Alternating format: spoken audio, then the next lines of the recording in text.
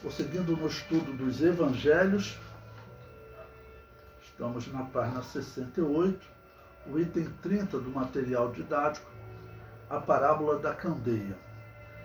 Bom, eu separei aí duas referências para vocês. Eu vou dar destaque à referência contada por Marcos. Elas são muito parecidas, né? Marcos e Lucas. Então, Marcos capítulo 4, versículo 21 a 25. No estudo dos Evangelhos, eu estou lendo referência por referência com vocês, lembrando que o estudo das palavras de Jesus é um estudo especial que as igrejas deveriam dar mais destaque para fazer sermãos nas palavras de Jesus, mas se vocês observarem, infelizmente, dedica-se poucos sermãos aos evangelhos. Tá bom? Então, Marcos capítulo 4, versículo 21 diz: E disse-lhes, vem porventura a candeia, que é uma lamparina, né? Uma lamparina ou lampião, como você queira. Antigamente, claro, era algo feito de barro que eles colocavam um pano ali, né? Para um pavio, como eles chamavam, para poder iluminar, né? Normalmente com algum óleo, tipo azeite, que era usado para iluminar. Bom, então essa iluminação, pense no lampião. A candeia, para ser posta debaixo do cesto ou debaixo da cama, Jesus faz uma pergunta, né?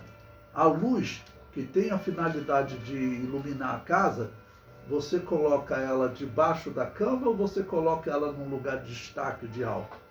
Ele prossegue: não vem antes para se colocar no velador, porque nada há encoberto que não haja de ser manifesto, e nada se faz para ficar oculto, mas para ser descoberto.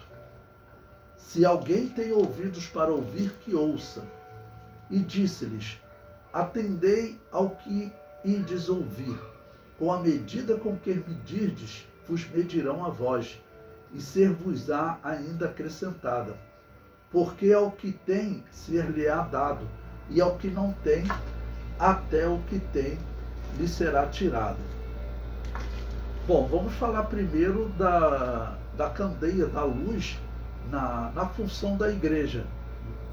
A igreja, ela tem a função de iluminar aqui no mundo. Hoje, podemos dizer, mesmo com todo respeito a Israel e amor que nós temos por Israel, já que a Bíblia diz que nós devemos orar por Israel, né? Com todo o amor que nós temos a Israel, nós temos que dizer, hoje Israel não é a luz do mundo. Podemos até dizer que ele é uma luz, porém mais enfraquecida, porque eles usam a palavra de Deus, falam em um só Deus, ok? Mas para eles serem a luz do mundo, eles deveriam ter aceitado Jesus como Salvador. Então hoje o mundo só tem uma luz, que é a Igreja de Jesus. Tá bom? Então nós temos que ver o nosso papel no mundo. E como luz, para iluminar, significa o que na prática? Qual é a simbologia? A nossa luz, ela tem que ser manifesta ao mundo. O que Deus te deu, se Deus te fez luz, não é para você ficar embaixo da mesa, embaixo da cama, escondido. Não. Deus te fez luz e é uma luz para colocar em um lugar de destaque, ou seja, você tem que estar iluminando, significa que você tem que estar falando. Você não pode ficar quieto. Ok? Essa é a missão da igreja. O comentário no nosso livro diz: candeia era uma lamparina feita de barro e com pavio alimentado com óleo. Era a candeia que iluminava a casa. Ela tinha que ficar em lugar de destaque. A lição desta parábola é: a luz da igreja não tem como ser ocultada. Ou seja, o cristão que recebe essa luz, ele vai manifestar essa luz, né? Porque Deus vai colocar ele sempre no lugar de destaque. Aquele que organiza a luz, né? Como numa casa, alguém que pega antigamente uma lamparina de barro, tá bom? que era chamado de candeia, e colocava o óleo ali, o pavio e tudo, eles colocavam num local alto, que aquele pavio, aquela luz, ela iluminava a casa. Ou seja, aquele que estabelece a luz, ele vai nos colocar num local que as pessoas nos vejam. Observe, em outro momento, Jesus Cristo disse que nós somos a luz do mundo. Tá bom? Nós somos a luz do mundo. E como luz, eu falei para vocês que nós refletimos a luz de Jesus, que é a luz do sol, o sol da justiça. Vocês sabem que a astronomia, os astrônomos hoje, eles dizem que a Lua, ela não tem luz própria, ela reflete a luz do Sol. Isso que eles descobriram recentemente, né, alguns séculos, comparando com a Bíblia, é recente. Não?